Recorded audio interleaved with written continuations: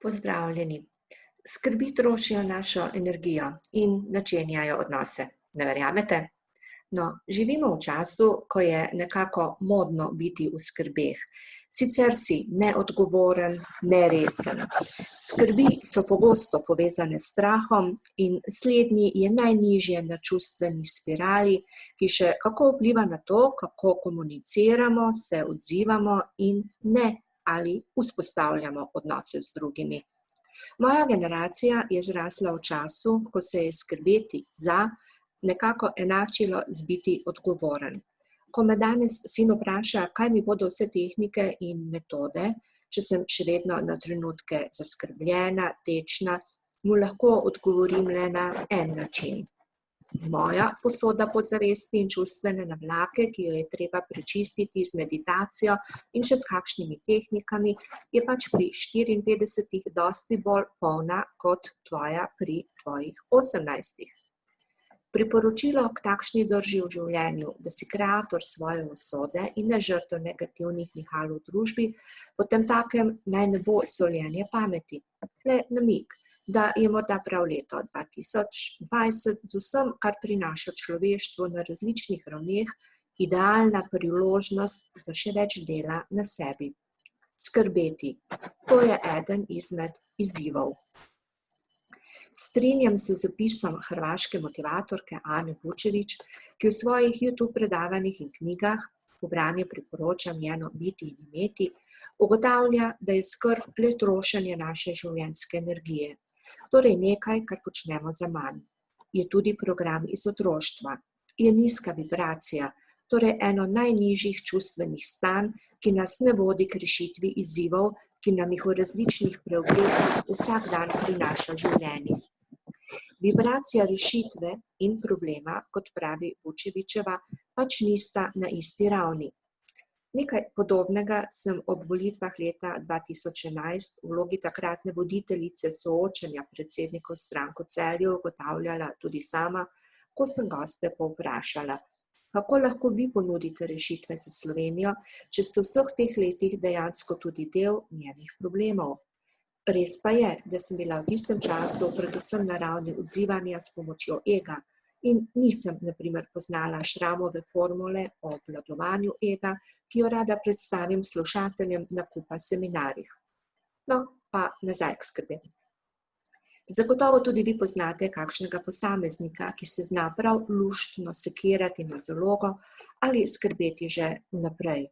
V svoji profesionalni karieri sem naletela na sodelavko, ki je paniko zagnala že ob naročeni nalogi in z zaskrbljenim izrazom lica izustila. Joj, kako bomo zdaj to naredili? In takrat ji še nisem znala pojasniti, da skrbjo dejansko kreira v življenju to, česar si ne želi. Iz mladosti vsi poznamo pregovor. Če misliš, da bo šlo kaj narobe, potem zagotovo bo tako. Z vidika zakona privlačnosti, v branje vam priporočam The Secret Behind the Secret od Esther and Jerry Hicks, lahko pogledamo tudi na svojo obravnavo skrbi in se vprašamo, ali sem s tem, ko na čem tako skrbim, se sekiram, premlevam in tuhtam, morda bliže rešitvi?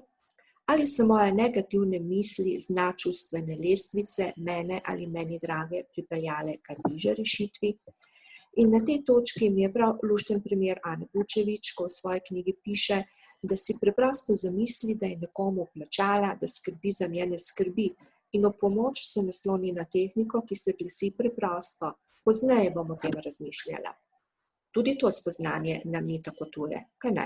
Vsi se spomnimo dobrih nasvetov naših omic, babic, da se nobena juha ne poje tako vroča, kot se skuha. Da je treba včasih zelo vročo življenjsko jed enostavno malo pustiti, da se ohladi, da se znamo odmakniti od težav. In velikokrat, ko smo tako intenzivno skrbeli za karkoli pač v življenju v smislu imeti in dosti manj biti, smo kreirali obilje tistega, česar si nismo želeli. V mojem življenju so to zagotovo bile težave pri zanositvi. Kar dobrih 10 let so trajale. Nekaj neuspelih splavov, umetnih obsemenitev, 2 umetni oploditvi. In ko sem skrb ali bom sploh lahko kdaj mama pustila ob strani in se celo skupaj s partnerjem odločila, da bova lahko še naprej srečna v dvoje, tudi brez starševske vloge, se je pred več kot 18 leti zgodil najin čudež in to povsem po naravni poti. Vem, da tudi sami zagotovo poznate veliko podobnih življenjskih zgodb. Z močno željo in močno skrbjo je približno isto. Na koncu se vse vrti okoli tega, mi pa smo od uresničitve želenega vse bolj oddaljeni.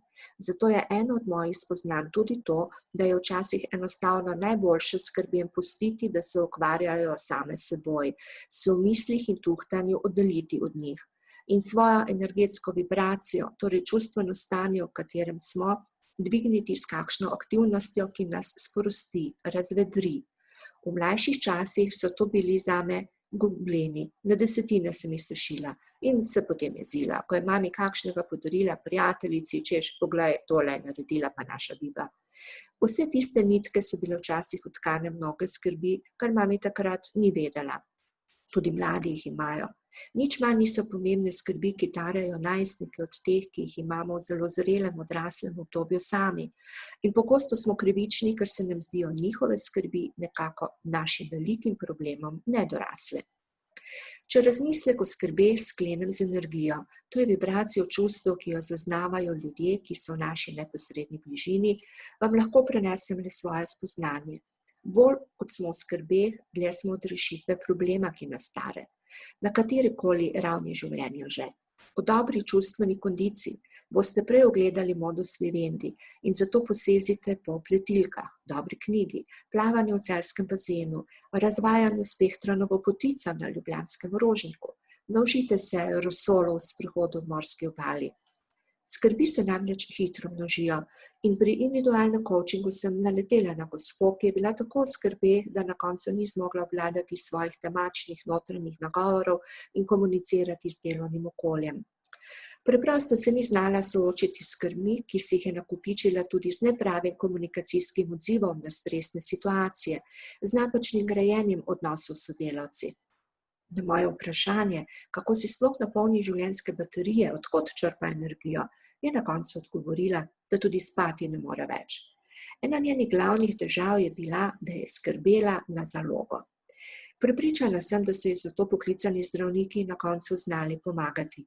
Na neki točki se je namreč zgolj komunikacijsko odnosna obravnava v kolektivu končala. Zato ne dovolite skrbem, da vas preplavijo. Ne postanite suženj skrbi na zalogo.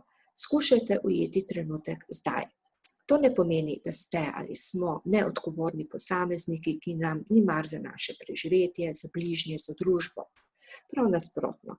S tem, ko se naučimo oddaljiti od skrbi, ki nas želijo preplaviti, se odločimo za delo na sebi in vzpostavitev notranjega dialoga z višjim jazom, smo na dobri poti, da na koncu rešitev, ki se lahko kaže tudi v obliki problema, sploh prepoznamo, jo sprejmemo in ponotranimo.